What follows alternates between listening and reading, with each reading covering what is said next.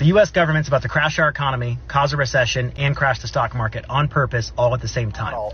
But the XRP ledger is is a little bit more focused around specific use cases, and in exchange, it's faster, it's cheaper, it scales better. And crypto asset activities discussed in prior letters are now permissible. This is huge.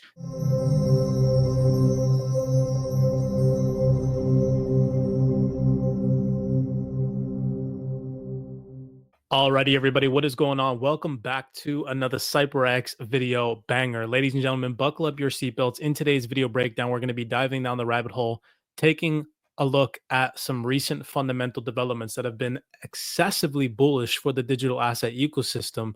We need to understand right now that crypto's pullback is macro-driven, not tech-driven. Despite the tariffs, the inflation concerns, and the recessionary fears dominating the market headlines right now, crypto fundamentals have never been stronger. And in today's video breakdown, I'm going to show you some of those fundamentals behind the scenes. We're also going to be picking apart on how Ripple is playing a major role in this transformation. They've been doing nothing but building, scaling, and developing throughout this entire recent pullback that we've seen since the beginning of 2025. And I'm going to show you guys some of those insights as well. So with all of that in mind, we're going to start here on today's video breakdown, where I said here in this post, some of the uncertainties in the market remain, which is what's creating this market pullback and creating more of a safe haven demand in the moment. Trade wars, geopolitical escalations, inflation concerns, recessionary fears, and yen strength. One thing, however, remains clear.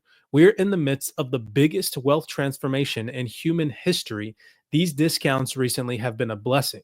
And this is the third aspect that I want to talk about, which is the greatest wealth transfer in history. And what I'd like you all to think about is, what is that number? And I'm going to tell you that number in a second. What is the number that the silent generation and baby boomers actually have in terms of wealth?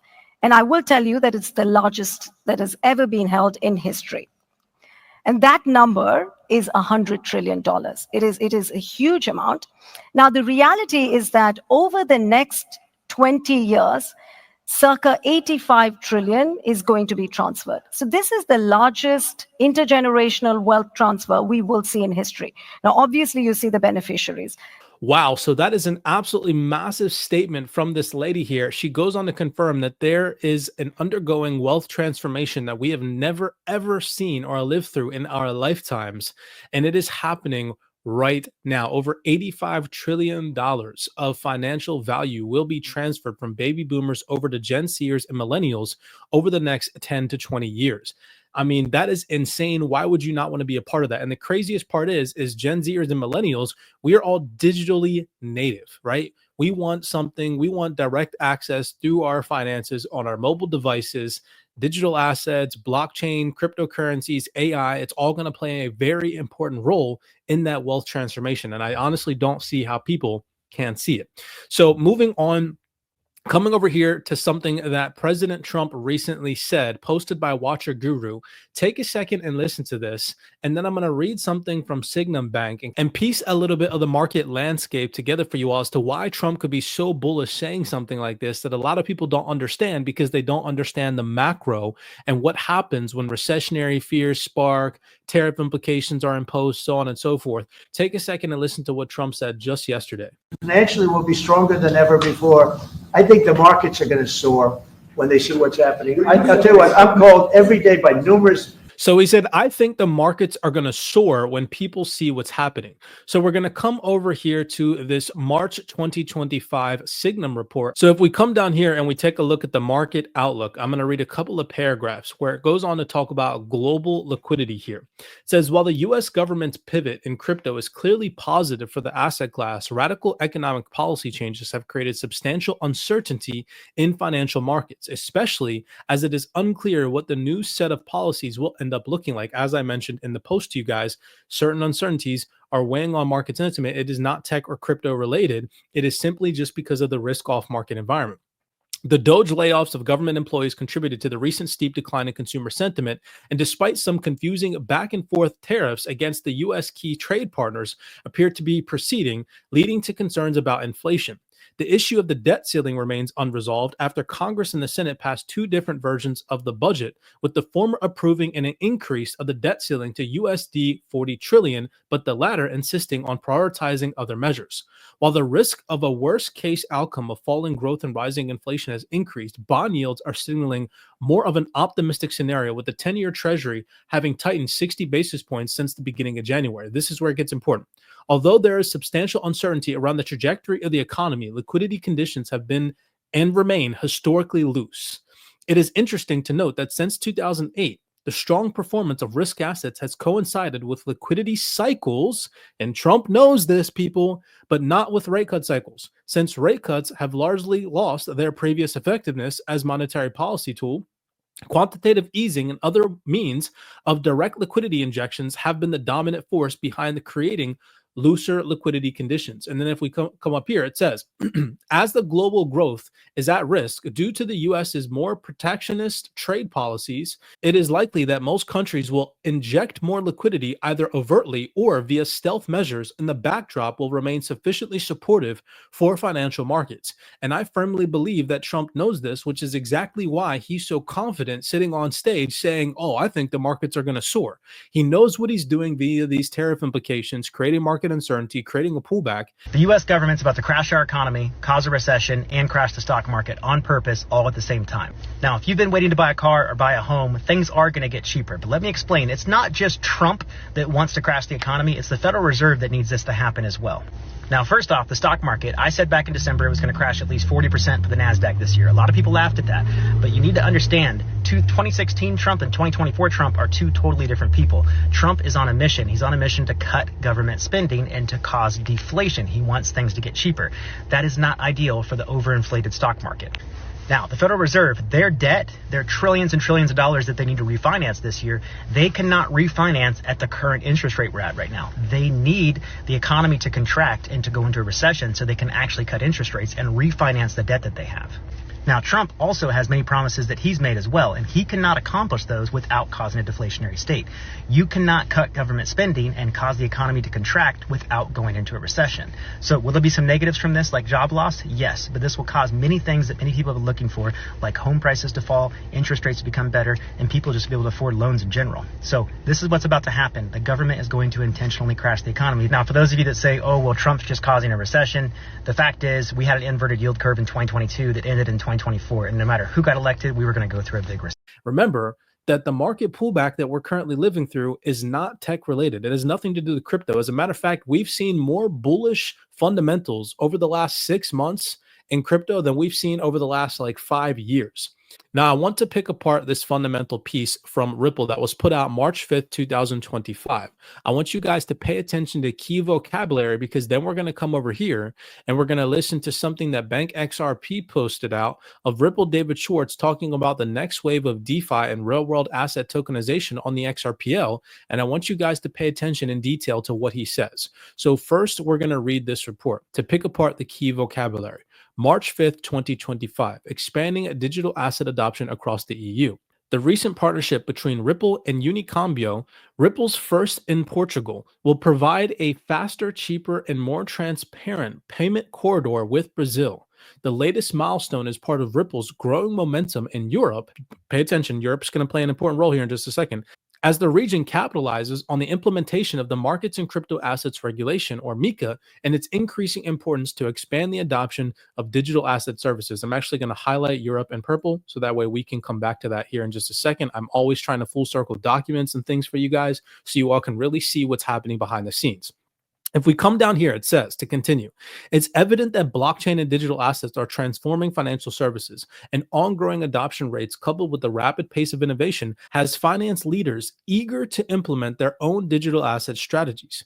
This is where it gets important. Pay attention to key vocabulary. According to Ripple's latest new value report, more than 90% of global financial leaders believe blockchain will have a significant impact on finance and business, with 89% of European leaders indicating an openness to adopting crypto stablecoins or central bank digital currencies, drilling down on specific use cases. I again highlighted that in purple. 41% of European leaders surveyed said that they plan to use crypto for cross-border payments.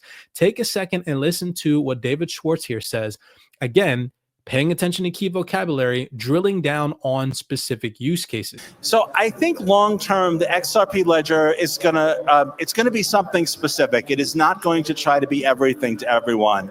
I think Ethereum to some extent tried to be everything to everyone, and by many metrics was more successful than the XRP ledger. I'm not knocking it. I mean, that's a great model, but the XRP ledger is is a little bit more focused around specific use cases, and in exchange, it's faster, it's cheaper, it scales better, and you don't have that risk of agreeing to a smart contract where you don't necessarily know what it's going to do. So you can see here the synchronization in the key vocabulary, the Ripple fundamental, where they go on to say, drilling down into specific use cases, 41 of European leaders surveyed said that they plan to use crypto for cross-border payments. The XRP ledger, I'm not knocking it. I mean, that's a great model, but the XRP ledger is is a little bit more focused around specific use cases, and in exchange, it's faster, it's cheaper, it scales better. With 89% of European leaders indicating an openness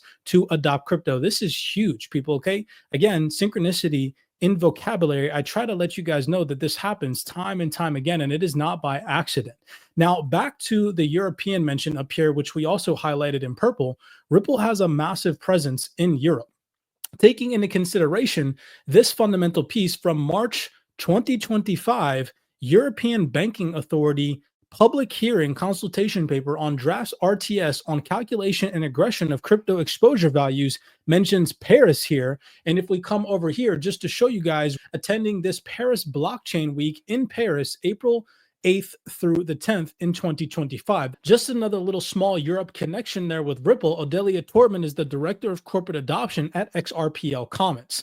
If we come back over here, though, to the fundamental piece to continue to show you guys that banks are 110% interested in adopting digital assets and specifically cryptocurrencies, if we come right down here in this report, again, this is from the European Banking Authority, and we see Ripple just put out a fundamental post discussing and talking about their developments ongoing in Europe.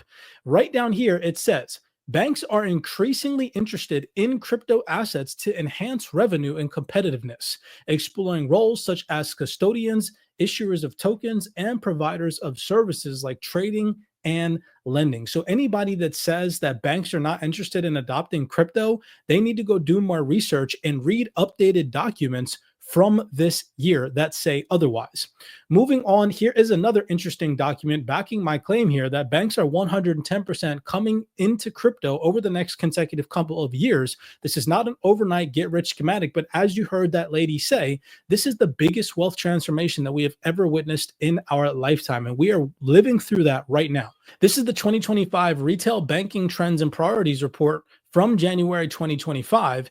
And if we come right down here, it talks about how they surveyed large financial institutions and executives. So when asked, do you see cryptocurrencies and digital fiat currencies being used more frequently than cash in the future? In red, we have 21% of responding institutions mention that they believe that this will occur by the end of 2030, which, by the way, is only a mere 5 years away. That is not a long time from now. We had 44% of financial institutions surveyed in this report say that this will occur after 2030. And then we only had 35% of financial institutions say that this will never occur. So we can see that there's an over 50% chance amongst financial institutions' perspectives that cryptocurrencies and digital fiat will be used more frequently than cash. Yet again, just proves my point that financial institutions are 110% interested in crypto.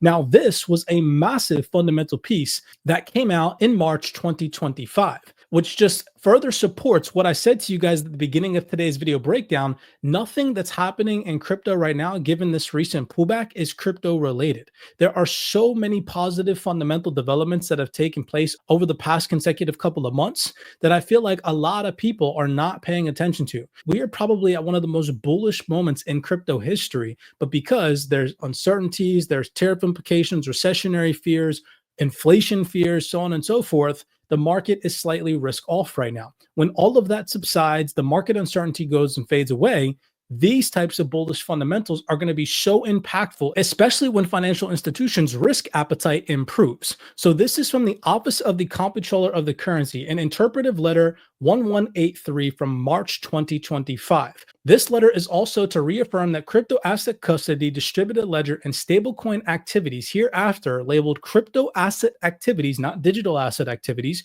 crypto asset activities discussed in prior letters are now permissible. This is huge. The OCC will examine the activities described in interpreted letters 1170 and 1172, along with 1174, as part of its ongoing supervisory process. As with any activity moving forward, banks must conduct all crypto asset activities in a safe, sound, and fair manner and in compliance with applicable law.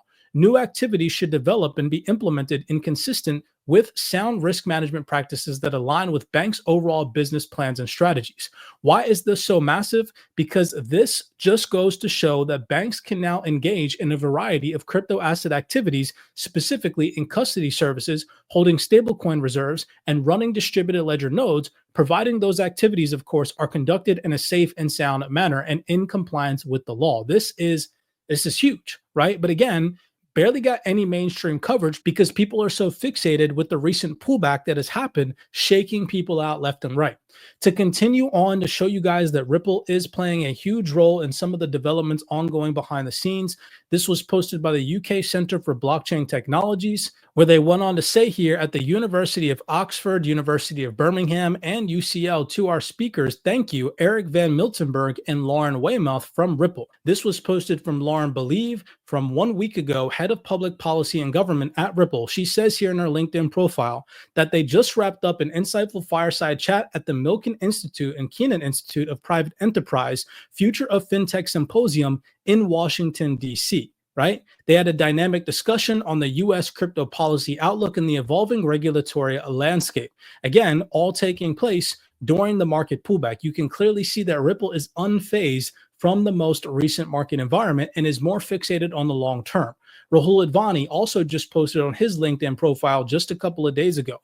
Team Ripple was out in full force this week at GFTN Forum in Japan. It was an incredible few days. Sandboxes, scaling tokenization. He had the privilege of joining a roundtable discussion on how they move from pilots to real-world impact and shared some of the work Ripple is doing in the space and thanked a whole bunch of different regulators like ASIC, Bank Nigeria, Malaysia, the FSCA in South Africa, Financial Services Agency in Japan, and the Monetary Authority of Singapore.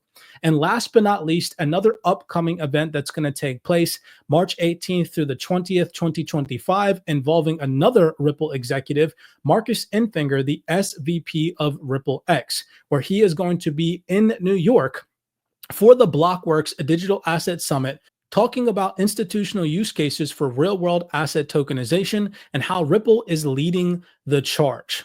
So with all of these fundamentals in mind, understand that right now we are witnessing a temporary setback that has nothing to do with the underlying fundamentals in the crypto ecosystem and is more a macro trend, a temporary trend due to market uncertainties. Once that uncertainty subsides and larger investors than you and I actually flip from risk off to risk on, they're going to come into this space heavy as the foundation for the first time ever. The infrastructure is actually laid for them to participate in the crypto ecosystem. As always, none of this is financial advice. I'm not telling you guys to go out there and buy the digital asset XRP. Always do your research. Always have a long-term perspective. Smash that thumbs up button and subscribe to the platform if you guys enjoyed today's video breakdown, and I'll see you all in the next video.